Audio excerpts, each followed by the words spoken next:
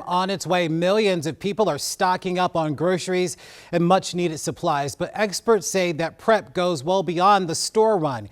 You also need to know how to stay safe. Sarah Robinson live in Northwest D.C. with what to do once that snow begins to fall. Sarah, what say you? Well, we've been telling you about all the preparations. We've seen salt trucks come through here and lay down some more salt. But as we've been saying, this storm could bring a triple threat. Dangerous cold, snow, and ice, which is why it's so important to prepare your car, your home, and even your body to prevent serious injury and even death. We have seen them since yesterday. Between yesterday and today, yes. Jackson Perez, the service advisor for Auersman Automotive Group in Bethesda, says they've seen a steady increase in people bringing their cars by to get prepped for the snow. So we stopped in to check out what you need to know.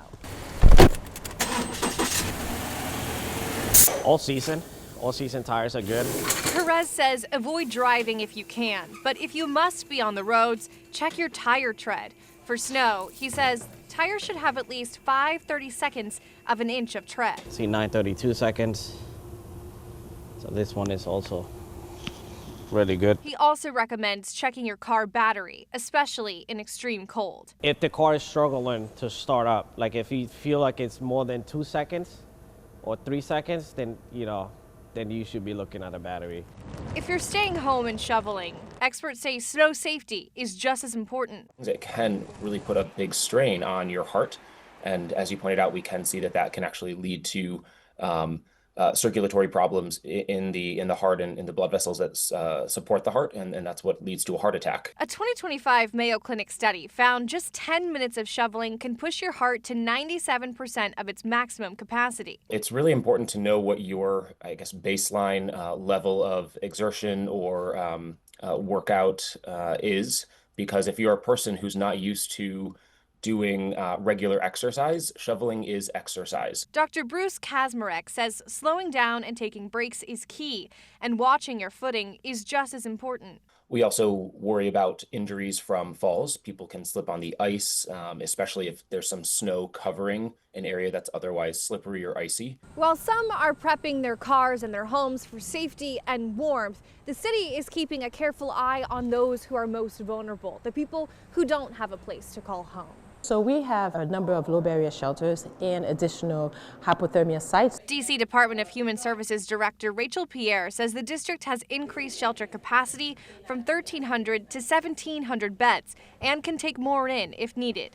It's extremely important that our neighbors understand how dangerously cold it is right now, and it's going to be even colder the next couple of days. Outreach teams are actively working to get people off the streets, but these shelters are not just for people experiencing homelessness. We have the resources to provide a bed for anybody who needs a bed, who needs to come in from the cold.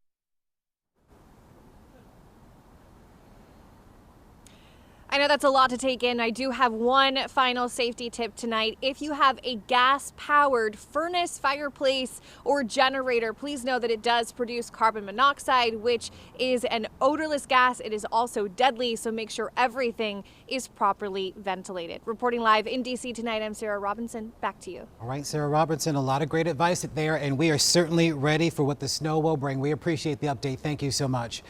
WUSA 9 is with you every step of the way. We'll be streaming updates live all weekend long with a special hour-long news at 11 until midnight tonight as that snow moves in. And Wake Up With Us will be live streaming at 6 a.m. and we'll be going all day long. Scan this QR code to download the WUSA 9 mobile app right to your mobile device and WUSA 9 Plus on your TV so you can stream our coverage all for free.